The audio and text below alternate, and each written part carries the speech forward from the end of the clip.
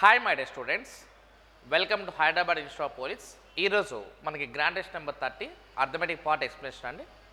దీనిలో question number 21 నుంచి 40 వరకు చూద్దాము. అండ్ ఫస్ట్ దీనిలో మనకి ప్రాబ్లం నెంబర్ 21 అండి. 21 చూడండి. A and B can do a work in 12 days, B and C in 15 days and C and A in 20 days respectively. If A, B and C work together, they will complete the work in. Okay, right. ఏ మరియు బీలు 12 రోజుల్లో, B మరియు సిలు 15 రోజుల్లో, మరి C మరియు ఏలు 20 రోజుల్లో పని పూర్తి చేయగలరు.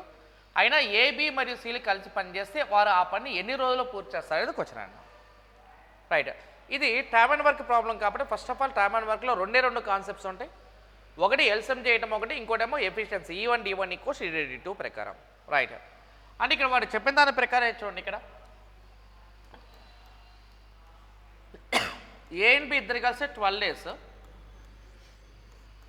బి అండ్ సి ఇద్దరు కలిసి 15 డేస్, తర్వాత సి అండ్ ఏ ఇద్దరు కలిసి ఎన్ని డేస్ అమ్మా 20 డేస్ అన్నమాట. A plus B 12 days, B plus C 15 days, C plus A 20 days అన్నాడు. ఏ మరియు బీలు కలిస్తే 12 రోజులు, బి మరియు సిలు కలిస్తే 15 రోజులు, సి మరియు ఏలు కలిసి 20 రోజులు. సో 12, 15, 20 ఎల్సిఎం ఎంత 60 కదా. రైట్, అంటే ఎప్పుడు కూడా మనం ఎల్సిఎం చేస్తే మనం స్టార్ట్ చేయాలి కాబట్టి 60. 60లో 12 అనేది ఎన్ని టైమ్స్ పోతుంది అంటే ఇది 5 టైమ్స్ పోతే, 15 4 టైమ్స్ పోతే, 20 3 టైమ్స్ పోతుంది. అయితే దీన్ని ఏమంటామంటే సైకిల్ సిటీ మోడల్ అంటాం. మనం ఏ అనేది సపరేట్గా, బి సపరేట్, సి సపరేట్ లేరు. A plus B, B plus C, C plus A అంటే ఇలా సైకిల్కి అవుతూ ఉన్నారు కాబట్టి ఎల్సిఎం ఎంత ఉంది 60 కదా. అంటే ఎల్సిఎం అనేది 60 ఉన్నప్పుడు 60 కాకుండా దాన్ని డబల్ తీసుకోవాలని చెప్తున్నారు అనమాట. 60ని డబల్ చేస్తే వచ్చే వాల్యూ ఎంత 120. 120 ఈజ్ ద టోటల్ వర్క్ అనమాట. Divide by A plus B 5 parts, B plus C 4 parts, C plus A 3 parts అంటే మొత్తం ఎంత అండి 12 పార్ట్స్. 120 డివైడ్ బై 12 అంటే ఆన్సర్ ఎంతమ్మా 10 డేస్. 10 డేస్ ఆన్సర్ అనమాట. ఇక్కడ నీకు టైమ్ అండ్ వర్క్లో రెండే మోడల్స్ ఉంటాయి. ఒకటి ఎల్సిఎం చేసే మోడల్, ఒకటేమో ఎఫిషియన్సీ మోడల్. ఓకే, ఆ పాయింట్ ఆఫ్ వ్యూలో మనం చేస్తే చాలు. ఇక్కడ అంటే ఎల్సిఎం చేసి ఇక్కడ డబుల్ ఎందుకు చేస్తామంటే ఎవ్రీబడి రిపీట్స్ 2 టైమ్స్ కాబట్టి ప్రతి ఒక్కరు 2 సార్లు రిపీట్ అవుతున్నాడు కాబట్టి అలా డబుల్ చేయాలి అనమాట. 120 డివైడ్ బై 12 చేయాలి. వాల్యూ విత్ ఈక్వల్స్ ఎంత 10 డేస్. 10 డేస్ మన ఆన్సర్ అనమాట. ఆ తర్వాత 22 చూడమ్మా. ప్రాబ్లం నెంబర్ 22 చూడు. A certain number of men complete a piece of work in 60 days with 8 more men that work will be completed in 10 days earlier. How many men were there in the beginning అని అడుగుతున్నాడు. అంటే కొంతమంది పురుషులు 60 రోజుల్లో పని పూర్తి చేస్తారు, మరో 8 మంది పురుషులు ఆ పని 10 రోజుల ముందు పూర్తవుతుంది అన్నాడు. ప్రారంభంలో ఎంతమంది పురుషులు ఉన్నారో కావాలి. అంటే మరో 8 మంది పురుషులు ఆ పనిని చేరినట్లయితే, మరో 8 మంది పురుషులు చేరినట్లయితే ఆ పని ఇంకా 10 రోజుల ముందు పూర్తవుతుంది. అయితే ప్రారంభంలో ఎంతమంది పురుషులు ఉన్నారని కావాలి. అంటే ఇక్కడ చూడండి, a certain number of men complete a piece of work in 60 days with 8 more men joined than the work completed in 10 days earlier. How many men were there in the beginning? అంటే మొట్టమొదటిగా ఎంతమంది ఉన్నారో కావాలి. So చూడు ఇక మనకి ఇప్పుడు first నువ్వు చూడు ఇక్కడ మనకి ఎవరైనా కంపేర్ చేస్తే ఇక్కడ 60 డేస్ అన్నాడు. ఆ తర్వాత ఎన్ని డేస్ ఎర్లియర్ అన్నాడండి. ఇక్కడ 10 రోజులు ముందుగా అన్నాడు కదా. ఇక్కడ చెప్పాలి, ఇక్కడ ఎన్ని డేస్ ఎర్లియర్ అన్నా 10 days ఎర్లియర్ అని. అంటే 60 రోజులు 10 రోజులు ఎర్లియర్ అంటే 50 డేస్ కదా పట్టేది. అంటే 60 డేస్ పట్టాల్సిన వరకు 50 డేస్ పడుతుంది. అంటే ఆ రేషియో వచ్చేపాటికి ఎంత అవుతాం ఇక్కడ, ఇది 6:5 అవుతుంది. ఇది డేస్ రేషియో 6:5 అయితే ఎఫిషియన్సీ రేషియో వచ్చేసి 5:6 అవుతుంది. ఓకే, లేకపోతే మ్యాన్ పవర్ రేషియో కూడా 5:6 అవుతుంది. అంటే ఇంతకుముందు 5 ఉన్న వాళ్ళు ఇప్పుడు 6 అయ్యారంటే ఇక్కడ మనం చూడ మనకి ఎంత పెరిగింది 1 కదా. అంటే 1 పార్ట్కి 8 అయితే 5 పార్ట్స్కి ఎంతో కావాలి. వాల్యూ ఈజ్ ఈక్వల్స్ ఎంత 40. అంటే 40 మంది మన ఆన్సర్ అన్నమాట. సో 22కి ఆన్సర్ ఏంటమ్మా సి ఆప్షన్. రైట్. ఓకే, అంటే 60 and 50 అనేది డేస్ అండి. అంటే ఇక్కడ నేను చెప్పే పాయింట్ ఏంటంటే నీకు ఎప్పుడైనా సరే ఇక్కడ గుర్తుపెట్టుకోండి, ఇక్కడ డేస్ తగ్గుతుంటే మ్యాన్ పవర్ పెరుగుతుంది. అంటే మ్యాన్ పవర్ డేస్కి ఎప్పుడు కూడా ఇన్వర్స్లీ ప్రపోర్షన్లో ఉంటుంది. ముందు పట్టే వరకు 60 రోజుల పని, ఇప్పుడు పట్టే వరకు 50 రోజుల పని. 60 రోజులు కాస్త 50 రోజులు, 60 డేస్ బికమ్ 50 డేస్ అయిందంటే 10 డేస్ తగ్గుతుంది కదా. అంటే టైం రేషియో 6:5 అయితే మ్యాన్ పవర్ రేషియో 5:6 అనమాట. 5 పార్ట్స్ 6 పార్ట్స్ మధ్య డిఫరెన్స్ 1 పార్ట్ అండి. 1 పార్ట్కి ఎంతమంది అదనంగా వచ్చారు 8 మంది అదనంగా వస్తే ఒక భాగానికి 8 అయితే 5 భాగాలకి ఎంత 40 అనేది మన ఆన్సర్. సో కాబట్టి 22కి సి ఆప్షన్ మన ఆన్సర్ అన్నాం. ఆ తర్వాత ప్రాబ్లం నెంబర్ 23 అండి. 23 లెక్క చూడు. Suman can do a work in 3 days, Bhuvan can do the same work in 2 days. Both of them finish the work together and get 150 rupees అన్నాడు. What the share of Suman అడుగుతున్నాడు. అంటే సుమన్ 3 రోజులు పని చేయగలడు, భువన్ 2 రోజులు అదే పని చేయగలరు, ఇద్దరు కలిసి పని పూర్తి చేసి 150 రూపాయలు పొందుతా, అది సుమన్ వాటా కావాలని చెప్పాము. ఎప్పుడైనా మనీ అనేది ఎఫిషియన్సీ ప్రకారం ఇస్తారు కాబట్టి కంపల్సరీ ఎల్సిఎం చేయాలన్నమాట. ఇక్కడ సుమన్ అనేవాడికి వర్క్ చేయడానికి 3 డేస్ పట్టిందంట, ఆ తర్వాత భువన్ అనేవాడికి అదే వర్క్ చేయడానికి 2 డేస్ పట్టిందంట. వీడికి 3 డేస్, ఈ 2 డేస్ అంటే ఎల్సిఎం ఎంత 6 కదా. 6 అనేది 6లో 3 అనేది 2 టైమ్స్ పోయింది అనుకో, 2 అనేది 6లో ఎన్ని టైమ్స్ పోతే 3 టైమ్స్ పోతుంది. 3 అనేది 6లో 2 టైమ్స్ పోతే 2 అనేది 6లో 3 టైమ్స్ పోతుంది కదా. అంటే ఎవరికైతే ఎక్కువ ఎఫిషియన్సీ ఉంటుందో గుర్తుపెట్టుకున్నామా, ఎవరికైతే ఎక్కువ ఎఫిషియన్సీ ఉంటుందో వాళ్ళకి ఎక్కువ మనీ వస్తుంది కాబట్టి ఇన్వర్స్లీ ప్రపోర్షన్లో మనం చేయాలి. అంటే సుమన్ అనేవాడికి 2 పార్ట్స్ అంటే భువన్ అనేవాడికి 3 పార్ట్స్ అంటే that value we need to divide the ratio 2:3 కదా. ఈ 2 పార్ట్స్, ఈ 3 పార్ట్స్ అంటే మొత్తం ఎన్ని పార్ట్స్? 5 పార్ట్సే కదా. 5 పార్ట్స్కి 150 రూపీస్ అయితే ఆ 2 పార్ట్స్ యొక్క నెంబర్ ఎంతో కావాలి. 5 భాగాలు 150 రూపాయలు కాబట్టి 2 భాగాలకు ఎంతో కావాలి. 5 150లో ఎన్ని టైమ్స్ పోతుంది? 30 టైమ్స్ పోతుంది కాబట్టి ఇక్కడ 2 × 30 చేయడం. 2 × 30 చేస్తే వాల్యూ ఎంత వస్తే ఇక 60 రూపీస్ మన ఆన్సర్ అన్నమాట. సో కాబట్టి మనకి ఆన్సర్ ఏంటంటే డి ఆప్షన్ ఆన్సర్ అన్నమాట. రైట్. అంటే మనీ ఎప్పుడైనా సరే గుర్తుపెట్టుకుని, మనీ ఎప్పుడైనా సరే ఎఫిషియన్సీ ప్రకారం చేయాలి కాబట్టి మనకు కంపల్సరీ గ్యారంటీ డెఫినెట్గా ఎల్సిఎం చేస్తే చేయాలి మనకి. ఇది ప్రాబ్లం నెంబర్ 23 అని. తర్వాత ప్రాబ్లం నెంబర్ 24 చూడండి. Problem number 24. A thief escapes from a police station at 8 a.m. on a cycle at a speed of 50 km/h. A policeman starts chasing the thief on a motorbike at 9:30 a.m. at the speed of 65 km/h. At what distance from the police station will the policeman catches up the thief అన్నాడు. ఉదయం 8 గంటలకు ఒక దొంగ police station నుండి సైకిల్పై గంటకు 50 కిలోమీటర్ల వేగంతో తప్పించుకున్నాడు. ఒక పోలీసు ఉదయం 9:30 మోటార్ సైకిల్పై గంటకు 65 కిలోమీటర్ల వేగంతో దొంగను వెంబడించడం ప్రారంభిస్తాడు. పోలీస్ స్టేషన్ నుండి ఎంత దూరంలో పోలీసు దొంగను పట్టుకుంటాడనేది కావాలి మనకి. ఇక్కడ కూడా ఇది ఇన్వర్స్లీ ప్రపోర్షన్లో చేయాలి, కాకపోతే ఇక్కడ మనకు కొద్దిగా ఈజీగా చేసేద్దాము. ఇక్కడ చూడు, ఎప్పుడైనా టైం మధ్య డిఫరెన్స్ ఉంటే మనకు చిన్న ఫార్ములా అంటే చాలా ఇంపార్టెంట్ ఫార్ములా ఇది. ఏంటి ఫార్ములా అంటే ఇది xy divide by x minus y into t. ఇది కూడా విలోమ నిష్పత్తి ప్రకారం చేసిన ఫార్ములా అండి. సో కాబట్టి xy divide by x minus y into t అనేది మన ఫార్ములా అన్నమాట. ఫస్ట్ వాడి యొక్క స్పీడ్ 50, సెకండ్ వాడి యొక్క స్పీడ్ 65. 50కి 65కి డిఫరెన్స్ ఎంత? 15 అనే కదా. 15 ఇంటూ చూడు ఇక్కడ 15 ఇంటూ ఫస్ట్ వాడు బయలుదేరిందేమో 8 o'clock స్టార్ట్ అయితే, రెండో వాడు స్టార్ట్ అయింది 9:30 కదా. అంటే 8 o'clock 9:30కి మధ్య డిఫరెన్స్ ఎంత? 1.5 అవరే కదా. సో కాబట్టి ఇది ఇంటూ 1.5 అవర్ చేయాలి ఇక్కడ మనకి. 15 1.5లో మనకి ఎన్ని టైమ్స్ పోదాం ఇక్కడ? ఇది 0.1 టైం పోద్దాం. సో కాబట్టి క్యాలిక్యులేషన్ చేస్తే ఈ వాల్యూ అనేది ఎంత మిగులుతుంది అంటే ఇది 5 × 65 చేయాలా. 5 × 65 చేస్తే వచ్చే వాల్యూ ఎంత? 325. 325 మన ఆన్సర్ అన్నమాట. సో కాబట్టి 24కి ఆన్సర్ ఏంటంటే సి ఆప్షన్ ఆన్సర్ అంట. ఇక్కడ నేను చెప్తున్న పాయింట్ అంటే డిస్టెన్స్ యొక్క నెంబర్ దూరము equals formula xy divide by x minus y into t. వెళ్ళేటప్పుడు స్పీడ్ 50 అనుకుంటే ఇంకొక స్పీడ్ 65 అనుకుంటే ఎప్పుడైనా టైం మధ్య డిఫరెన్స్ ఉన్నప్పుడు ఇన్వర్స్లీ ప్రపోర్షన్లో వాడి యొక్క వేగాల మధ్య కూడా డిఫరెన్స్ చేయాలి. 50 × 65 డివైడ్ బై 50కి 65 difference 15 into time interval. First start అయింది 8 స్టార్ట్ అయింది, సెకండ్ 9:30 అంటే 8కి 9:30 గ్యాప్ ఎంత? 1.5 అవరే కదా. క్యాలిక్యులేషన్ చేయడమా. 5 × 65 చేస్తే వాల్యూ ఎంత? 325. కాబట్టి 24కి ఆన్సర్ అంటే సి ఆప్షన్ ఆన్సర్ అన్న. ఆ తర్వాత ప్రాబ్లం నెంబర్ 25 అండి. 25 లెక్క చూడమా. A man can rowed 36 km downstream and return in a total of 13 hours అన్నాడు. It the speed of the boat in still water 2.6 times the speed of the current అన్నాడు. Then the speed of current is కావాలి. ఒక వ్యక్తి 36 kilometre దూరం ప్రవాహ దిశలో ప్రయాణించి తిరిగి ప్రారంభ స్థానానికి చేరుకోవడానికి మొత్తం 13 గంటలు పట్టింది. ఓకే, నిచ్చెన నీటిలో పడవ వేగము ప్రవాహ వేగం కంటే 2.6 రెట్లు ఉంటే ప్రవాహ వేగం ఎంతో కావాలి. అంటే ఇప్పుడు ఇక్కడ ఉన్న ఈ 13 hours ఉంది కదా, ఈ 13 hoursని మనం విడగొట్టాలన్నమాట, టైం అనమాట ఇది. సో చూడు ఇక్కడ ఎప్పుడు కూడా మనకి పడవల ప్రవాహాల్లో మనం ఎప్పుడు కూడా ఇలా మనం బ్లాంక్ చేసుకోవాలమ్మా. ఇక్కడ మనకి ఇది ఫస్ట్, అది సెకండ్ వన్, ఆ తర్వాత ఇది థర్డ్ వన్. 2.6 times అంటే అర్థమేంటమ్మా ఇక్కడ 26/10 అనమాట. 26/10 అంటే వాల్యూ ఈజ్ ఈక్వల్స్ ఎంత? 13/5 కదా. ఇది 13/5 ఓకేనా. రైట్, 13/5 ఇది క్యాలిక్యులేషన్ అన్న. అంటే వాడు ఏం చెప్పాడు ఇక్కడ మనకి 13/5 అనేది ఏంటంటే ఇక్కడ చూడండి 13/5 అనేది ఏంటంటే నిశ్చల నీటిలో పడవ వేగము చూడు ఇక్కడ నిశ్చల నీటిలో పడవ వేగం ప్రవాహ వేగం అంటే 2.6 రెట్లు ఉంటాయి అన్నాడు.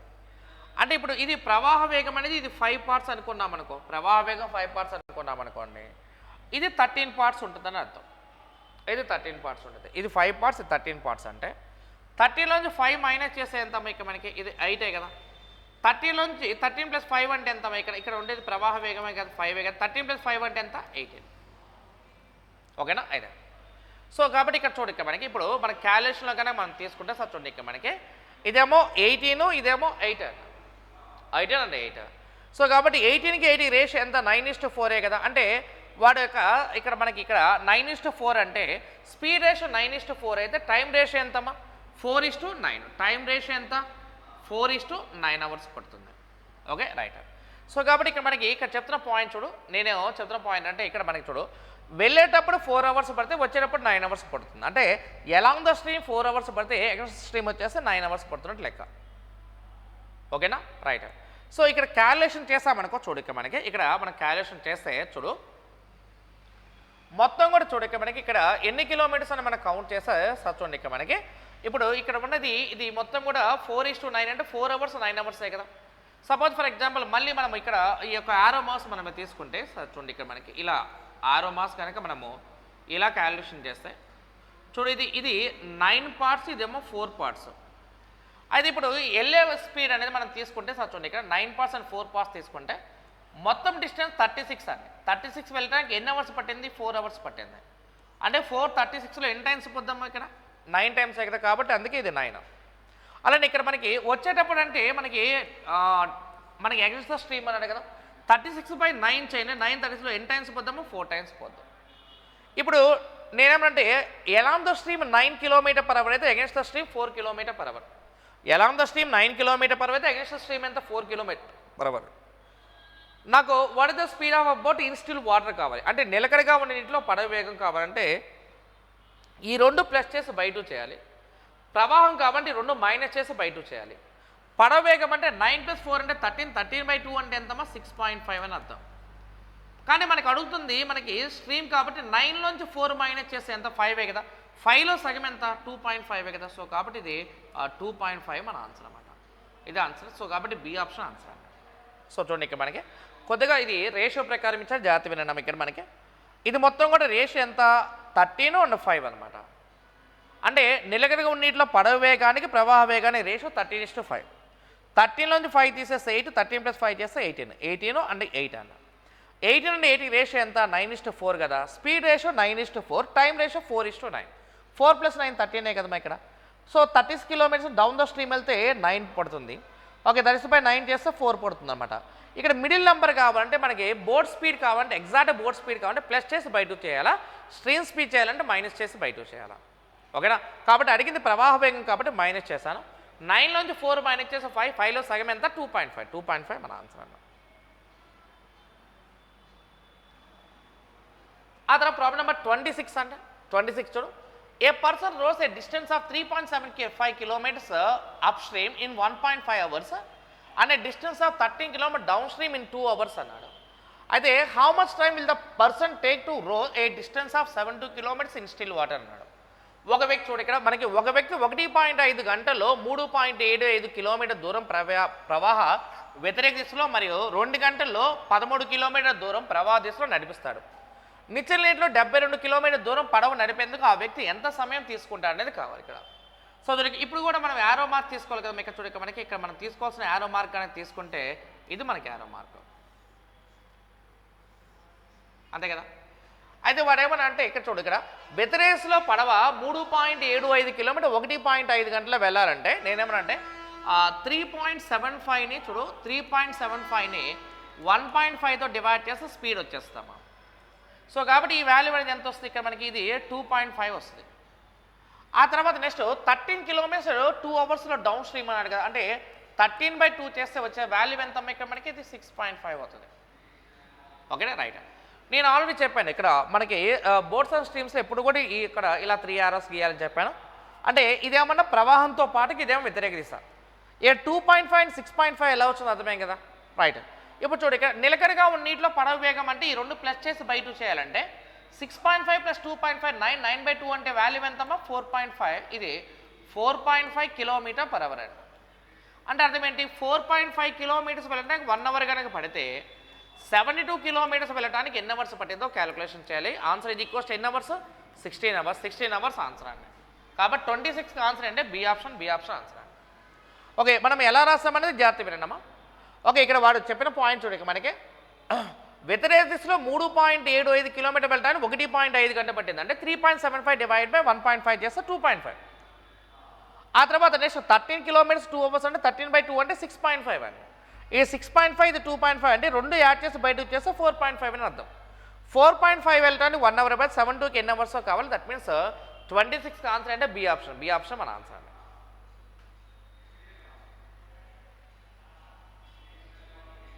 ఆ తర్వాత ప్రాబ్లం నెంబర్ 27 అండి. 27 లెక్క చూడమా. Find the amount on the sum of 54,000 rupees at 6% per annum simple interest for 4 years and 3 months అన్నాడు. 54,000 రూపాయల మొత్తంపై సంవత్సరానికి 6% ప్రకారం వడ్డీతో 4 సంవత్సరాల 3 నెలలకు ఎంత మొత్తం వస్తుందో కావాలి ఇక్కడ. అంటే చూడక మనకి ఎప్పుడైనా సరే ఇచ్చిన ప్రిన్సిపల్ అనేది చూడక మనకి ప్రిన్సిపల్ అనేది 100% తీసుకున్నాం. అంటే 100% అనేది ఇలా తీసుకో. 100% అనేది 54,000 అయితే 100% అనేది 54,000 అయితే 54,000 అయితే వాడు మనల్ని అడుగుతున్న క్వశ్చన్ చూడండి సమయం. ఇక్కడ మనల్ని అడుగుతున్న క్వశ్చన్ ఏంటంటే ఎంత పర్సెంట్ ప్రకారం 6% ప్రకారం ఎన్ని ఇయర్స్ అన్నాడు 4 years అంటే ఎన్ని మంత్స్ 3 months. ఓకే, అంటే 3 నెలలు అన్నాడు కాబట్టి 3 months అంటే 1/4 కదా ఇక్కడ. సో కాబట్టి 6 4 the 24 అండ్ 6/4 అంటే మనకి 1.5 అండి. అంటే ఇది మొత్తం కూడా 25.5 అనేది మనకి వచ్చే ఇంట్రెస్ట్. మనకు కావాల్సిన 125.5. ఎందుకంటే వాడు అడుగుతున్న క్వశ్చన్ ఏంటి ఎంత మొత్తం అని అడుగుతున్నాడు. అంటే మొత్తం అన్నప్పుడు ఎప్పుడైనా సరే మనకి కంపల్సరీ క్యాలిక్యులేషన్లో ఈ రెండు కూడా కలిపి తీసుకోవాలన్నమాట. ఓకేనా. ఇప్పుడు 5% ప్రకారం 4 సంవత్సరాలకు 5×4 20% వడ్డీగా తీసుకోవాలా. 5% ప్రకారం 8 సంవత్సరాలు 5 ఎంత 40% వడ్డీగా తీసుకోవాలి అలా అన్నమాట. 100% 54,000 అయితే 125.5% ఎంత వస్తుందో క్యాలిక్యులేషన్ చేద్దామా. చేస్తే ఐ థింక్ మీకు ఎగ్జాక్ట్గా 67,770 వస్తాయి. 67,770 అనమాట. ఓకేనా, రైట్. సో కాబట్టి మీరు కరెక్ట్గా ఆలోచించగలిగితే చాలు ఇక మనకి. సో కాబట్టి 100% 54,000 అయితే 125.5కి ఎంత వస్తుందో క్యాలిక్యులేషన్ చేయండి అమ్మా. Okay, right. ఆన్సర్ ఏంటమ్మా 27కి ఆన్సర్ ఏంటి బి ఆప్షన్ మన ఆన్సర్ అనమాట. ఆ తర్వాత ప్రాబ్లం నెంబర్ 28 అండి. The certain sum 8,040 rupees amounts to 12,060 rupees at simple interest at 12% per annum. Find the simple interest అన్నాడు. ఇప్పుడు ఇలా ఇచ్చినప్పుడు కొద్దిగా అప్రాక్సిమేషన్ చేయండి అమ్మా. ఏం కాదు మా ఇక్కడ 8,040 12,060 ఉంది కదా. అంటే ప్రిన్సిపల్ వాల్యూ ఏమో 8,000 ఉంది అండ్ తర్వాత అమౌంట్ వాల్యూ ఏమో 12,000 రూపీస్ ఉంది. ఓకేనా, రైట్. అంటే ఇక్కడ మనకి అక్కడ 40కి 60 అప్రాక్సిమేషన్ చేస్తాం. పెద్ద ప్రాబ్లం ఏమడదు. ఇయర్స్లో పెద్ద డిఫరెన్స్ అనేది ఏమి ఉండకపోవచ్చు. ఓకేనా, రైట్. సో దానికి మనకి 8,000లో సత్వం ఇక్కడ 8,000లో ఎంత పర్సెంట్ ప్రకారం మనకి ఇక్కడ 12% ప్రకారమే కదా. అంటే ఇప్పుడు 8,000లో 12% కనుక్కున్నాం అనుకో. 8,000లో 12% కనుక్కుంటే వచ్చే వాల్యూ ఎంత 960 రూపీసే కదా. 960 రూపీస్ ఇంట్రెస్ట్ రావడానికి 1 year కనుక పడితే వీళ్ళిద్దరి మధ్య గ్యాప్ ఎంతమ్మా 4,000 కదా. ఆ 4,000 రూపీస్ ఇంట్రెస్ట్గా రావడానికి ఎన్ని ఇయర్స్ పట్టిందో చూడండి. సో కాబట్టి ఇది 4,000 డివైడ్ బై 960 చేయండి అమ్మా. చేస్తే మనకి ఎంత ఇది 960 దీనిలో అప్రాక్సిమేట్గా 4 times పోద్ది. 4తో స్టార్ట్ అయ్యే ఆప్షన్ లేదు కాబట్టి 28కి ఆన్సర్ ఏంటమ్మా డి ఆప్షన్ ఆన్సర్ అన్నమాట. 28కి డి ఆప్షన్ ఆన్సర్ అంట. Okay, right. ఓకే, ఇదే 8,040 అండ్ 12,060 అంటే ఇద్దరి మధ్య ఈజీ వే. అంటే దానిలో 40 దీనిలో 60 కట్ చేసి కూడా చేయొచ్చు అన్నమాట ఇక్కడ. సో కాబట్టి పెద్ద ప్రాబ్లం ఏమడదు. 960 రూపీస్ ఇంట్రెస్ట్ రావడానికి 1 year అయితే 4,000 రావడానికి ఎన్ని ఇయర్స్ పడితే అప్రాక్సిమేట్గా 4 years కదా. 4 years లేదు కాబట్టి 28కి ఆన్సర్ ఏంటమ్మా డి ఆప్షన్ ఆన్సర్ అన్నమాట. నెక్స్ట్ ప్రాబ్లం నెంబర్ 29 అండి. 29 లెక్క చూడు. At a certain rate of simple interest, a certain sum of money becomes doubles in ఎన్ని ఇయర్స్ అన్నా 10 years. It will become triples itself in కావాలి ఇక్కడ మనకి. సాధారణ వడ్డీ రేటుతో 10 సంవత్సరాల కాలంలో కొంత మొత్తం డబ్బు రెట్టింపు అవుతుంది. అయినా ఎంత సమయంలో అది 3 రెట్లు అవుతుందో కావాలి. డబల్ అవడానికి 10 years అయితే 3 రెట్లు అవడానికి ఎన్ని ఇయర్స్ పట్టిందని క్వశ్చన్ చేస్తున్నాను. ఇప్పుడు నేనేమన్నా ఇక్కడ చూడక ఈ ప్రిన్సిపల్ని మనం 100 అనుకోండి. అమౌంట్ అనేది ఎంత అంటే 200 అండి. మరి చెప్పాలి ఇక్కడ 100 కాస్త 200 అయిందంటే ఎంత పెరిగినట్టు 100 కదా. 100 రూపీస్ని ఇంట్రెస్ట్గా పొందాలంటే 10 years పడుతుందా నాకు. అదే ప్రిన్సిపల్ 100 రూపీస్ కాస్త అమౌంట్ 300 అయిందనుకోమా. త్రిబుల్ అంటే ఇదే కదా. 100కి 300కి మధ్య గ్యాప్ ఎంత? 200 కదా. ఆ 200 రూపీస్ ఇంట్రెస్ట్ రావడానికి ఎన్ని ఇయర్స్ పట్టిందో కావాలి. అంటే ఆన్సర్ ఎంతమ్మా ఇక్కడ? 20 సంవత్సరాలే కదా. సో కాబట్టి answer is equals 20 years. 20 years answer అంటే 29కి బి ఆప్షన్ ఆన్సర్. నీకు నేను చెప్తున్న మాట అంటే ప్రిన్సిపల్ 100 అనుకుంటే డబల్ అంటే 200 అన్న. ఎప్పుడైనా సంవత్సరానికి అసలు ఎప్పుడు పెరగదమ్మా. అసలు అనేది ఎప్పుడు పెరగదు, మనకు కేవలం పెరిగేది వడ్డీ కాబట్టి వడ్డీ మీద మాత్రమే లెక్క చేయాలి. 100 రూపీస్ ఇంట్రెస్ట్ రావాలంటే 10 ఇయర్స్ అయితే 200 రూపీస్ ఇంట్రెస్ట్ రావడానికి ఎన్ని ఇయర్స్ పడుతుంది? 20 ఇయర్స్ కాబట్టి 29కి బి ఆప్షన్. ఇక్కడ మీకు ఇంతకుముందు చెప్పిన ప్రాబ్లంలో కూడా నేనేమన్నా అంటే ఇక్కడ ఎప్పుడైనా సరే కొద్దిగా ఒక 100 200 కొద్దిగా అప్రాక్సిమేషన్ చేసి ఇయర్స్ చేయొచ్చు, పెద్ద డిఫరెన్స్ ఉండదు. అంటే నీకు పెద్ద గ్యాప్ అనేది మనకి మరీ ఓవర్గా ఇయర్ బై ఇయర్ అనేది మారిపోదు. ఎందుకంటే 8,000 12% ఎంత? 960. అంటే నువ్వు మార్చాల్సిన 960 కనుక మారిస్తే 1 ఇయర్ మారిపోతుంది. నువ్వు మార్చలేదు, ఎంత మారుస్తున్నావు? జస్ట్ 40-60 కాబట్టి ఇలా అప్రాక్సిమేషన్ చేసేయచ్చు అనమాట. ఓకేనా? రైట్.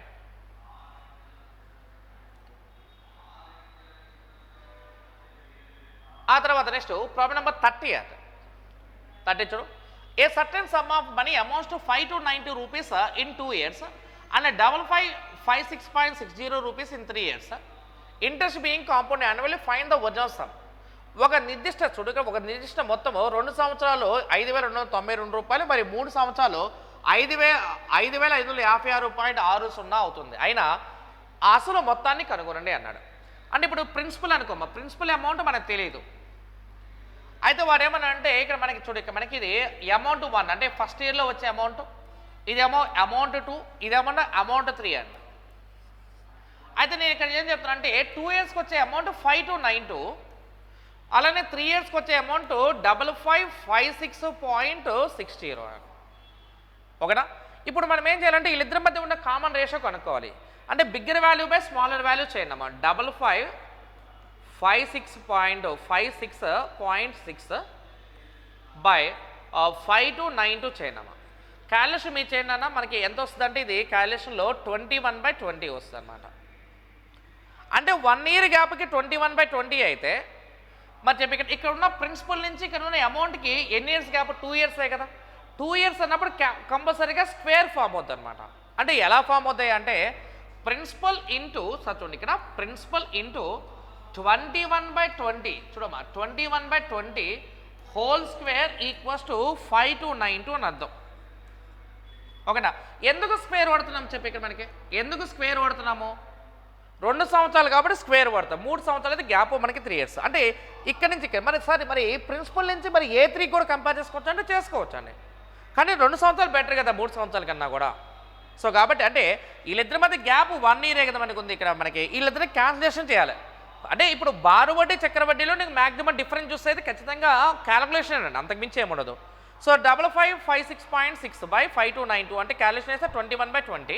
21/20 హోల్ స్క్వేర్ చేయాలి. ఎందుకంటే ప్రిన్సిపల్ నుంచి 2 years అమౌంట్కి డిఫరెన్స్ అంటే అన్నమాట. సో క్యాలిక్యులేషన్ చేయండి ఇక్కడ మనకి ఇది క్యాలిక్యులేషన్లో ఇదేమవుతుందంటే P ఈక్వల్స్ టు ఇది 5 to 92 ఇంటూ ఎంత రాస్తాము ఇక్కడ మనకి 400 బై వాల్యూ ఎంత 441. దీనిలో ఎన్ని టైమ్స్ పోతే 12 times పోతే 12 into 400 చేయనమ్మా. 12 into 400 చేస్తామనుకో 30కి ఆన్సర్ అంటే డి ఆప్షన్ ఆన్సర్ అనమాట. 4800 మన ఆన్సర్. 30కి డి ఆప్షన్ ఆన్సర్ అన్న. Okay right.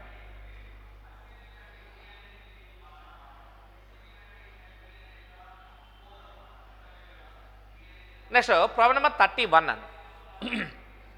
A certain sum of P be given at R% annual interest on the sum received in 12 years B A match the following అన్నాడు. అంటే ఒక నిర్దిష్ట మొత్తాన్ని Pకి 6% వార్షిక వడ్డీకి ఇవ్వాలి, మరి 12 సంవత్సరాల్లో అందుకున్న మొత్తాన్ని ఏ అనుకుందాం, కింది వాటిని సరిపోల్చండి అన్నాడు. ఫస్ట్ 2P, తర్వాత 5P/4, తర్వాత 3P/2, తర్వాత 7P/4 అన్నాడు. 7P/4. ఇక్కడ ఇది 2P అన్నామనుకోమా. ఫర్ ఎగ్జాంపుల్ చూడు, ఇది 2P అన్నామనుకో. మనం ఏంటంటే అసలు మనకు తెలియదు కాబట్టి కమర్షియల్ మ్యాథ్స్లో ఎప్పుడైనా అసలు 100గా తీసుకోండి. అంటే P వాల్యూ నువ్వు 100గా తీసుకో. ఓకేనా? అయితే ఫస్ట్ దాని ప్రకారం 2P అంటే అర్థం ఏంటమ్మా, ఇక్కడ అమౌంట్ ఈక్వల్స్ టు మనకి ఏంటి 2P అంటే అర్థం ఏంటి 200 కదా. అంటే ఇప్పుడు నీకు అర్థం ఏంటి 100-200 మధ్య గ్యాప్ ఎంత 100 రూపీస్ ఇంట్రెస్ట్ ఎన్ని ఇయర్స్కి 12 yearsకి. 100/12 చేయాలమ్మా. 100/12 చేస్తామనుకో 12 అనేది 100లో ఎన్ని టైమ్స్ పోద్ది అంటే మనకి చూడక మనకి 100/12 చేస్తామనుకో మనకి ఇది 4 3 425 25/3 అంటే ఎంత 8 1/3 అంటే ఇప్పుడు మనకేముండాలి 1కి మనకేమి రావాలి సి రావాలి 1కి సి చూడు అన్ని ఆప్షన్లో ఉన్నాయి కదా మనకి అలా ఆ తర్వాత సెకండ్ వన్ తీసుకున్నాక 5p/4 అన్నాడండి సో కాబట్టి ఇక్కడ సెకండ్ వన్ ఇది రఫ్ చేసేస్తున్నాను నేను ఇక్కడ రైట్ అంటే ఎప్పుడు కూడా వడ్డీ మీద లెక్క వేయాలి కాబట్టి అంటే ఏమంటే 100 రూపీస్ కాస్త 200 రూపీస్ అయిందంటే ఎంత డిఫరెన్స్ 100 కదా ఎన్ని సంవత్సరాలు 12 ఇయర్స్కి రేట్ ఆఫ్ ఇంట్రెస్ట్ అనేది ఎప్పుడు కూడా పర్ ఇయర్ ఉంటుంది ఒక సంవత్సరానికి ఉంటుంది అనమాట ఓకే రైట్ సో 100/12 చేస్తాం 25/3 అంటే 8 1/3 అనమాట ఫస్ట్ వన్స్కి సి ఆప్షన్ ఆ తర్వాత నెక్స్ట్ వన్ చూడక మనకి సెకండ్ వన్ చూడక మనకి ఓకే 5p/4 అంటే p అనేది 100 అనుకోండమ్మా p 100 అనుకోండి 100/4 అంటే ఎంత 25 5 ఎంత 125 కదా అంటే ఇప్పుడు నేనేమనుకుంటే ఏ వాల్యూని నేను 5p/4 అనుకుంటే ఇక్కడ చూడు 5p/4 అనుకుంటే ఇదంతా అవుతుంది ఇప్పుడు 500/4 అంటే ఎంత 125 కదమ్మా 100కి 125 మధ్య గ్యాప్ ఎంత 100కి 125 మధ్య గ్యాప్ ఎంత 25 కదా ఆ 25 ఎంత రాస్తామో 12 రాయండి అప్పుడు ఇది ఎంత వస్తుంది 2 1/12 వస్తుందమ్మా 2 1/12 వస్తుంది అంటే అప్పుడు మనకి ఆన్సర్ ఏంటి సెకండ్ వన్కి మనకి ఆన్సర్ మనకి ఫస్ట్ ఆప్షన్ ఇక్కడ మనకి 12 పడాలి 2 పడింది 2 1/12 అంటే ఫస్ట్ వన్కి సి సెకండ్ వన్కి ఏ ఫస్ట్ వన్కి సి సెకండ్ వన్కి ఏ అనేది మనకి ఎక్కడ ఉంది మనకి ఇది సి ఆప్షన్ మన ఆన్సర్ అన్నమాట ఓకేనా రైట్ ఆ తర్వాత థర్డ్ వన్ నువ్వు చేస్తానంటే థర్డ్ వన్ కూడా చేయడం ఇక్కడ మనకి థర్డ్ వన్ తీసుకున్నాం మనకి ఇక్కడ మనం ఎలా తీసుకుంటాము 3p/2 కదా p వాల్యూ 100 అనుకున్నాం అనుకో 3 × 100 చేయాలి మనం ఇక్కడ అంటే p వాల్యూ కనుక 100 కనుక తీసుకుంటే ఇక్కడ చూడ ఇక్కడ మనకి ఇది 3p/2 ఇది 3p/2 అంటే 300/2 అంటే ఎంత 150 కదా 100కి 150 డిఫరెన్స్ ఎంత 50 కదా సో కాబట్టి ఇది 50/12 చేయండి 50/12 చేయండి సో కాబట్టి ఇక్కడ మనకి 100 రూపాయలు కాదు 150 రూపాయలు ఏంటంటే 50 కదా 50/12 చేయండి ఇక్కడ 12 చేస్తే ఏమైనా చూడక మనకి ఇది 12 అనేది 12 4 48 అంటే ఇది 4 ఓకే 2/12 అంటే వాల్యూ ఎంత వస్తుంది 4 1/6 వస్తాం ఇది అంటే ఎంత వస్తుంది 4 1/6 అంటే థర్డ్ వన్కి ఆన్సర్ ఏంటి మనకి థర్డ్ వన్కి ఆన్సర్ ఏంటి మనకి డి ఆప్షన్ అనమాట అట్లా so first one C second one A and third వన్కి డి అలా మనకు కంపేర్ చేసుకుంటూ వెళ్ళాలన్నమాట ఓకే రైట్ సో కాబట్టి మనకి ఆన్సర్ ఏంటమ్మా సి ఆప్షన్ ఇక్కడ కొద్దిగా సబ్జెక్ట్ కరెక్షన్ ఈ ఆప్షన్ 2 1/2 పడింది 2 1/12 అన్నాం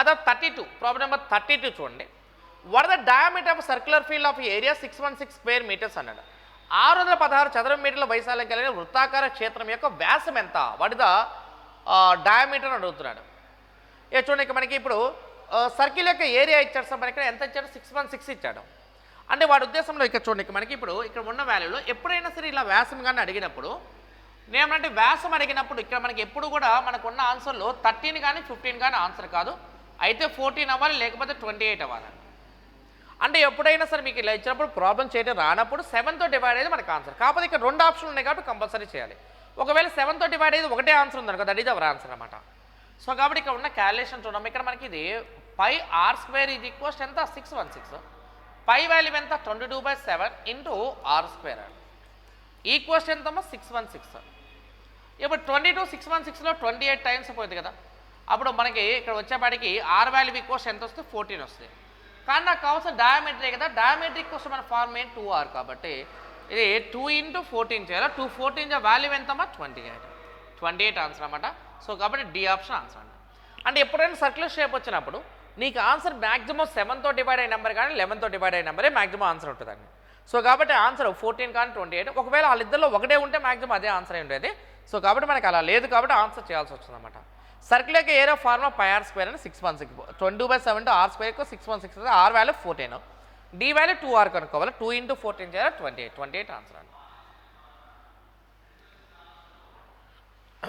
ఆ తర్వాత problem number 33 if the perimeter and area of a square are numerically equal then find the length of its side కావాలి ఒక చతురస్రం యొక్క చుట్టుకొలత మరి వైశాల్య సంఖ్యాపరంగా సమానంగా ఉంటే దాని యొక్క భుజం పొడవును కనుగొనము అన్నాడు అంటే ఒక స్క్వేర్ కనుక తీసుకున్నాం అనుకో చూడక మనకి ఇది ఒక స్క్వేర్ అనుకున్నాం అనుకో స్క్వేర్ అన్నాం అనుకో స్క్వేర్ యొక్క పెరిమీటర్ ఫార్మ్ ఏంటి 4a ఏరియా ఫార్మ్ ఏంటి a² కదా అప్పుడు ఇక్కడ ఇక్కడ ఉన్న స్క్వేర్ క్యాన్సల్ అయితే ఏ వాల్యూ ఇది ఈక్వల్స్ ఎంత అవుతుందమ్మా 4a కదా సో కాబట్టి మనకి ఆన్సర్ ఏంటి 33కి బి ఆప్షన్ ఆన్సర్ అండి అంటే ఒక చతురస్రం యొక్క చుట్టుకొలత దాని వైశాల్యం సమానం కాబట్టి చుట్టుకొలత ఫార్ములా 4a వైశాల్యం ఫార్ములా a² 4a ఈక్వల్స్ ఏ స్క్వేర్ అయితే ఏ వాల్యూ ఈజ్ ఈక్వల్స్ ఎంత 4 అనేది మన ఆన్సర్. సో కాబట్టి 33కి బి ఆప్షన్ ఆన్సర్ అన్న. నెక్స్ట్ ప్రాబ్లం నెంబర్ 34 అండి, 34 చూడమా.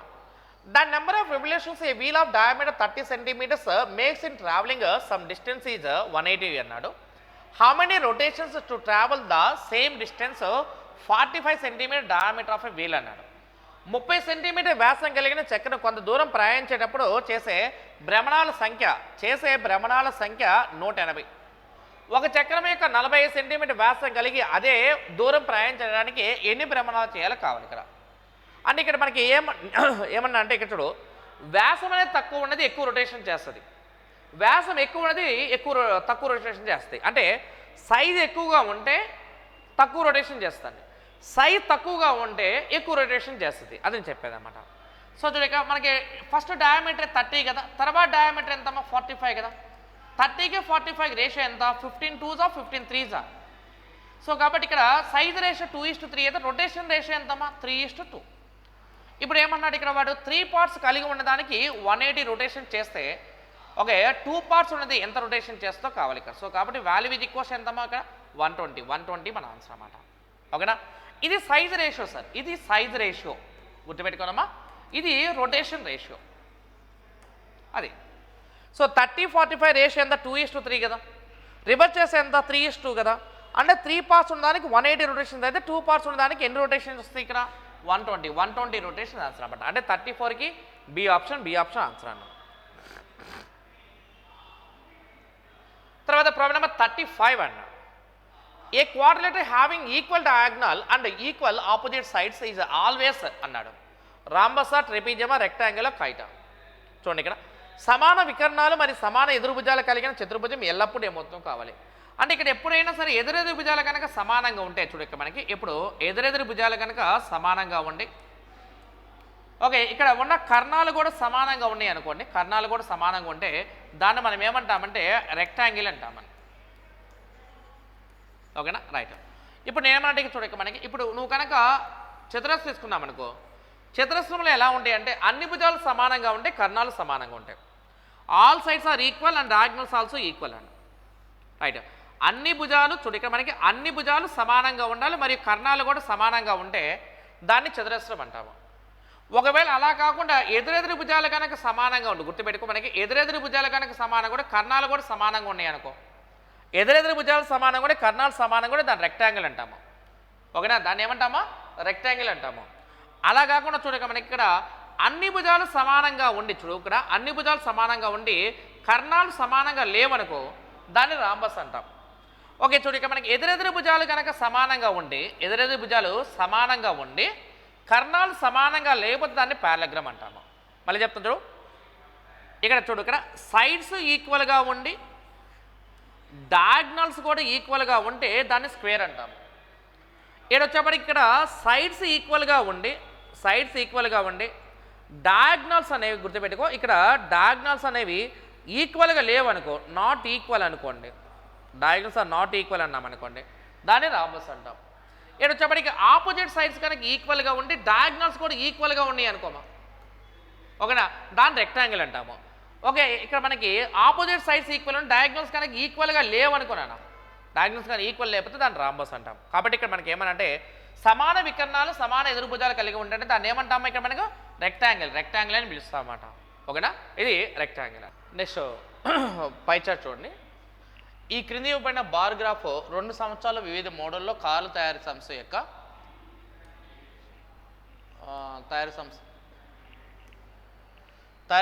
యొక్క మొత్తం ఉత్పత్తి శాతాన్ని చూపిస్తుంది. గ్రాఫ్ను జాగ్రత్తగా అధ్యయనం చేసి తర్వాత వచ్చే ప్రశ్నకు సమాధానం ఇవ్వండి అన్నాడు. ఇవన్నీ కూడా ప్రొడ్యూసింగ్ అనమాట, కార్లు ప్రొడ్యూసింగ్. 2008లో ఉత్పత్తి చేయబడిన మొత్తం కార్ల సంఖ్య 3,50,000. 2009లో ఉత్పత్తి చేయబడిన మొత్తం కార్ల సంఖ్య 4,40,000. 2008 మరియు 2009లో ఒక కంపెనీ తయారు చేసిన 6 కార్ల యొక్క శాతం అనమాట ఇవన్నీ కూడా. ఇక్కడ కొద్ది జాగ్రత్త చూడమ్మా, ఇది 10, 20, 30, 40, 50, 60, 70, 80, 90, 100 వరకు ఉంది. సో ఆ తర్వాత ఇక్కడ PQRSTU వరకు ఉన్నాయి అనమాట. రైట్, ఇక్కడ ఫస్ట్ క్వశ్చన్ చూడండి. ఇక్కడ 2008లో 2008వ సంవత్సరంలో తయారు చేయబడిన మొత్తం మోడల్ కార్లు P, Q, T. కొద్ది ప్రింట్ తప్పడిందమ్మా ఇక్కడ P, Q, T యొక్క మొత్తం కార్లు ఎన్నో కావాలి ఇక్కడ మనకి డేటా ఇంప్రెషన్ చేసినప్పుడు ఎప్పుడైనా సరే ఇయర్ అండర్లైన్ చేసుకోవాలన్నమాట. ఇక్కడ ఏ ఇయర్ ఇచ్చాడు 2008 అనే ఇయర్ ఇచ్చాడు. 2008వ సంవత్సరంలోకి తీసుకోవాలా. 2008 సంవత్సరంలో P అనేది ఎక్కడి వరకు ఉంది 30, తర్వాత Q అనేది ఎక్కడి వరకు ఉంది ఇక్కడ మనకి 30 నుంచి 45 వరకు ఉంది. అంటే 30 + 45 అంటే 30 + 15 45 వరకు. PQ అంటే Q అండ్ T కూడా. T అంటే ఇక్కడ పక్క నుంచి చూడు ఇక్కడ మనకి ఇలా బాక్స్ లాగా ఉన్నది T అండి. T అనేది ఎక్కడి నుంచి ఎక్కడి వరకు ఇక్కడ నుంచి ఇక్కడ వరకు అనమాట. 75 నుంచి 90 అంటే P అనేది పర్సంటేజ్ వచ్చేసి 30% అండి. తర్వాత Q అనేది వచ్చేసి 30 నుంచి 45 అంటే 15%. ఆ తర్వాత T అనేది వచ్చేసి ఇక్కడ మనకి 75 నుంచి 90 అంటే 15%. సో మొత్తం కూడా ఎంత 70% కనుక్కోవాలి. ఎంతలో 75% మొత్తము ఎంత 30 + 30 60% అంటే 3,50,000లో 3,50,000లో మనం ఎంత కనుక్కోవాలో 60% కౌంట్ చేసి మనం క్యాలిక్యులేషన్ చేయాలి. అంటే ఈ వాల్యూ ఎంతమ్మా మనకు వచ్చే వాల్యూ ఇది 2,10,000 2,10,000 2,10,000 ఆన్సర్ అన్నమాట. సో కాబట్టి మనకి ఆప్షన్ ఏంటమ్మా సి ఆప్షన్ ఆన్సర్ అన్నమాట. అంటే 36 లెక్కకి మన సి ఆప్షన్ ఆన్సర్. P అనేది 30% ఉంటే Q అనేది 15%, T అనేది 15% అండి. మొత్తము 60%. 3,50,000 60% కనుక్కుంటే 2,10,000 2,10,000 మన సి ఆప్షన్ ఆన్సర్ అన్నమాట. ఓకేనా. ఇక్కడ PQT అనే లెటర్స్ పడలేదమ్మా, అది కొద్ది కరెక్షన్ అండి. రైట్. ఆ తర్వాత for which model the percent rise or fall in the production was the minimum from 2008 to 2009. 2008 నుండి 2009 వరకు ఏ మోడల్ ఉత్పత్తిలో పెరుగుదల లేదా తగ్గింపు శాతం కనిష్టంగా ఉంది అంటే తక్కువగా ఉంది అనేది కావాలి. అంటే తగ్గుదల చూసుకోవాలి మనకి. సో కాబట్టి ఇక్కడ చూడక మనకి ఇక్కడ తగ్గుదల కావాలి. ఇక్కడ కేవలం కింద ఉన్న ఆప్షన్ చూడమ్మా. ఇక్కడ చూస్తే ఇక్కడ P అనేది ఇక్కడ వరకు కదా మనకు కావాల్సిన Q అనుకున్నాం అనుకోండి. Qలో పర్సెంటేజ్ చేంజ్ రాస్తాను చూడు. ఇక్కడ మనకి Q గురించి రాస్తే ఏమని రాస్తా అంటే Qలో ఇది 15 ఉందండి. 15 కాస్త చూడండి ఇక్కడ మనకి ఇది 15 కాస్త ఇక్కడ ఉన్న ఈ Q అనేది ఎక్కడి వరకు వెళ్ళింది చూడండి. ఇక్కడ మనకి ఇది 40 నుంచి 60 వెళ్ళింది. అంటే 2008లో 15 ఉంది కాస్త 20 అయింది. అంటే ఎంత పెరిగింది ఇక్కడ చెప్పడానికి ఇక్కడ 5 కదా. అంటే దీనిలో మార్పు 5/15 అనమాట. ఇది Q. తర్వాత ఇప్పుడు నువ్వు కనుక R తీసుకున్నామనుకో, R అనేది బ్లాక్గా ఉన్నది లెక్క పెట్టాలి. ఇది 45 నుంచి ఎక్కడి వరకు ఉంది ఇక్కడ మనకి ఇది 65 వరకు ఉంది. అంటే Rలో 2008లో 20 అనే వాల్యూ ఉందండి. 20 నుంచి ఇక్కడ వచ్చేపాటికల్లా ఇది 60 నుంచి ఎక్కడి వరకు ఉంది 75 వరకు ఉందమ్మా. అంటే అప్పుడు ఎంత అయింది 15 అయింది. 20 నుంచి 15 అయిందంటే ఇది ఎంత అయిందమ్మా ఇక్కడ మనకి 5/20 మార్పు వచ్చిందనమాట. అంటే పెరిగిందంటే ఓన్లీ డిఫరెన్స్ చేసి వదలకూడదు, మనకి ఖచ్చితంగా ముందున్న వాల్యూని డినామినేటర్ రాయాల్సి వస్తుంది అనమాట. ఇది R. ఆ తర్వాత నెక్స్ట్ S తీసుకున్నామనుకో చూడు. ఇక్కడ మనకి S తీసుకున్నామనుకో, S అనేది నిలువు గీతలు కనుక తీసుకుంటే చూడు ఇక్కడ ఇది 65 నుంచి 75 అంటే 10 ఉంది. 2009లో కూడా 10 ఉందండి. ఆ తర్వాత నువ్వు కనుక Tని తీసుకున్నామనుకోమా, T అనేది తీసుకున్నామనుకో, T అనేది ఓన్లీ బాక్స్ అనమాట. ఇది 75 నుంచి 90 అంటే 15 ఉంది. 7 వచ్చేప్పటికి ఇది 10 అయింది అనమాట. 15 నుంచి 10 వచ్చామంటే ఎంత వచ్చింది ఇక్కడ మనకి 5/15. అయితే ఇప్పుడు నీకు ఎప్పుడైనా సరే న్యూమరేటర్ వాల్యూ సమానంగా ఉండి డినామినేటర్ అనేది ఎక్కువగా ఉండదు మన ఆన్సర్. కాబట్టి ఆన్సర్ అనేది ఇక్కడ మనకి 5/20 అండి. అంటే బి ఆప్షన్. ఓకే, 37కి మనకి ఆన్సర్ అండి బి ఆప్షన్ ఆన్సర్ అండి ఇక్కడ. Okay right. అంటే R అనేది మనకి ఆన్సర్ అవుతుంది అనమాట. ఆ తర్వాత నెక్స్ట్ చూడు ఇక్కడ మనకి ప్రాబ్లం నెంబర్ 38 అండి. 38 చూడు. What was the difference in the number of Q type cars produce in 2008 and that produce in 2009 అన్నాడు. అంటే 2008లో ఉత్పత్తి చేయబడిన Q రకం కార్ల సంఖ్య 2009లో ఉత్పత్తి చేయబడిన వాటి మధ్య తేడా కావాలి. సో అంటే ఇప్పుడు 3,50,000 ఇచ్చాడు కదా. 3,50,000లో 3,50,000లో మనకి ఎవరు కావాలి వాడు అడుగుతుంది Q కార్ కావాలి. సో కాబట్టి 3,50,000లో Q కార్ అంటే మనకి వాల్యూ ఎంత 30 నుంచి 45 అంటే 15% కదా. సో కాబట్టి ఇక్కడ మనం క్యాలిక్యులేషన్ చేయండి అమ్మ. ఇక్కడ మనకి ఓన్లీ ఎవరు కావాలి ఇక్కడ మనకి Q కావాలి కాబట్టి ఇంటూ 15/100 చేయండి. ఆ తర్వాత ఇంకోటి వచ్చేప్పటికి ఇది 3,50,000 అండి. 3,50,000 ఇంటూ ఓకే అంటే ఇక్కడ మనకి ఇక్కడ వచ్చేప్పటి ఇక్కడ మనకి 2009లో వచ్చేప్పటికి 4,40,000 అండి. 4,40,000 ఇంటూ మనం చూడ ఇక్కడ మనకి ఇక్కడ Q గురించి వాడు అడుగుతున్నాడు కదా. Q అనే వాల్యూ అనేది ఎక్కడి నుంచి ఎక్కడికి ఉంది ఇక్కడ మనకి 40 నుంచి 60 అంటే మనకి వచ్చే వాల్యూ ఎంతమ్మా 20. అది 20/100 అనమాట. రైట్. 3,50,000లో 15%, 4,40,000లో 20% మనం క్యాలిక్యులేషన్ చేయాలి అమ్మా. సో చూడండి మనకి ఇప్పుడు ఇది క్యాలిక్యులేషన్ చేస్తాం మనకు 4,40,000లో 20% అంటే 10% 44,000 20% అంటే ఎంత 88,000 అండి. ఇది 88,000. ఇది వచ్చేప్పటికి ఇది మనకి ఎంత వస్తుంది అంటే 52,000. చూడండి మనకి 52,500 అండి. వీళ్ళిద్దరి మధ్య డిఫరెన్స్ ఎంత అడుగుతున్నాడు అంటే 88,000కి 52,500కి మధ్య గ్యాప్ చేస్తే వచ్చే వాల్యూ మన ఆన్సర్ అనమాట. సో కాబట్టి మన ఆన్సర్ ఏంటమ్మా మనకి ఏ ఆప్షన్ 35,500 మన ఆన్సర్ అనమాట. 88,000కి 52,500కి డిఫరెన్స్ ఎంత అంటే 35,500 మన ఆన్సర్ అన్న. నెక్స్ట్ 39 చూడు. If the personal production of P-type cars in 2009 be the same as in 2008, then the number of P-type cars produced in 2009 would have been అని అడుగుతున్నాడు.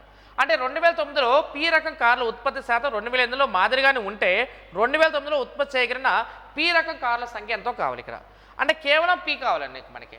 మరి 2008లో P యొక్క వాల్యూ ఎంత ఉంది, ఎంత పర్సెంట్ ఉంది, 30% మనకు ఉంది. అంటే దీనిలో 30%, 2009లో కూడా 30% తీసుకోమన్నాడు. అంటే వారు చెప్తున్న వాల్యూ ఏంటి 4,40,000, 4,40,000 కేవలం మనం ఎంత కనుక్కోవాలి ఇక్కడ 30% కనుక్కోవాలి. ఇంటూ 30/100 చేయండి.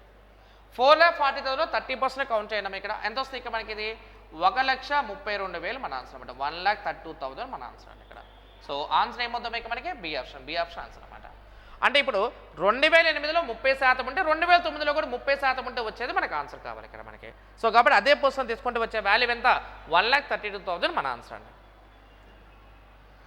తర్వాత ప్రాబ్లం నెంబర్ 40 అండి. If 85% of the S-type cars produced in each year were sold by the company, how many S-type cars remain unsold అని అడుగుతున్నాడు. ప్రతి సంవత్సరం ఉత్పత్తి చేయబడిన ఎస్ రకం కార్లు 80% కంపెనీ విక్రయించినట్లయితే ఎన్ని ఎస్ రకం కార్లు అమ్ముడు పోకుండా మిగిలిపోతాయని కావాలి ఇక్కడ. రైట్. ఇప్పుడు మనకి ఫస్ట్ ఉన్నది మొత్తం కూడా మనకి 2008లో మొత్తం కార్లు ఎన్ని 3,50,000 కదా. ఇది 3,50,000. అంటే నెక్స్ట్ 2009లో ఉన్న వాల్యూ ఎంత 4,40,000 కదా. ఈ రెండు యాడ్ చేస్తే మనకు వచ్చే వాల్యూ ఎంత 7,90,000 అండి. ఇంటూ అంటే రెండింటికి ఒకటే పర్సన్ ఉంది కాబట్టి డైరెక్ట్ చేసేస్తున్నామా. దానిలో చూడక మనకి ఇప్పుడు అడుగుతుంది ఎవరి గురించి మనకి ఇక్కడ ఎస్ అడుగుతున్నాడు. ఎస్ అనేది ఏంటంటే ఇట్లా నిలువు లైన్లు ఉన్నాయి అనమాట. సో కాబట్టి ఇక్కడ 65 నుంచి 75 అంటే వాల్యూ ఎంత ఇక్కడ 79,000లో 10%. ఈ 10%లో ఎంత పర్సెంట్ సేల్ చేశారో 85% కదా. 85% సేల్ చేస్తామంటే అన్సోల్డ్ ఎంత 15% కదా. ఇంటూ 15/100 చేయాలి. ఇది 0000 క్యాన్సల్ 0000 క్యాన్సల్ అయితే ఇది 79 ఇంటూ 10 ఇంటూ 15 క్యాలిక్యులేషన్ చేయండి అమ్మా. చేస్తే మనకు వచ్చేది ఆన్సర్ అంటే 11,850 11,850 మన ఆన్సర్ అన్నమాట. అంటే 40కి ఆన్సర్ ఏంటమ్మా సి ఆప్షన్ ఆన్సర్ అండి ఇక్కడ. ఇవి మనకి మోడల్స్. Okay right. సో కాబట్టి మీరు ఫస్ట్ నుంచి కొద్దిగా కరెక్ట్గా క్లారిటీగా వినండి. I hope you understand. Thank you అన్న.